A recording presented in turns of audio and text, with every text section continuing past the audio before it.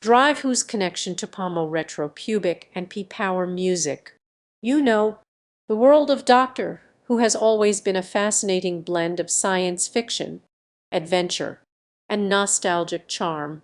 But hidden beneath the surface of this beloved British institution lies a unique connection to the counterculture movement of the 1970s, Pomo-Retro-Pubic. This fascinating convergence of postmodernism, retrofuturism, and pubic discourse might seem unexpected. But bear with me as we delve into the intriguing realm where Doctor Who meets P-Power music. 1970s, an era marked by social change and artistic rebellion, saw the emergence of the British mod subculture. Mods, epitomized by their sleek, streamlined outfits and obsession with modern technology, sought to shake off the establishment's constricting views on music, fashion, and art. They turned to American jazz and ska, often infused with British musical sensibilities, creating a peculiar style that became known as mod jazz.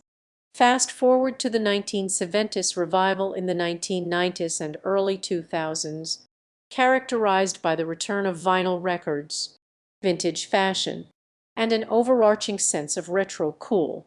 As we see it today, this revival infused itself in Doctor Who, influencing the reboot show's aesthetic and narrative tone. Dandy highwaymen, like John Pertwee's incarnation, and mods come Dalek Hunter hunters, such as Rose Tyler's predecessors, embodied this retro zeitgeist. However, the Pomo-Retro-Pubic thread stretches further, tying itself to the movement of P-Power music. Born in the 1980s, the P-Power scene combined industrial, post-punk, and early electronic elements with lyrics frequently critiquing mainstream culture and pushing against commercial boundaries. Much like the experimentalism of early Doctor Who serials, the sounds of P-Power reflected the avant-garde spirit that fueled the entire movement.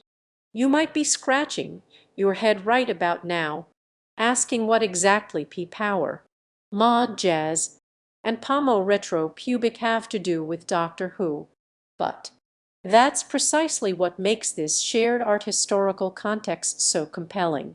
Think of it the likes of Burke and Affick's twin, musical voices for the P-Power era, have similarities with some Doctor Who writers-authors whose own sci-fi universes tackled complex thematic ideas and narratives, simultaneously groundbreaking and relatable.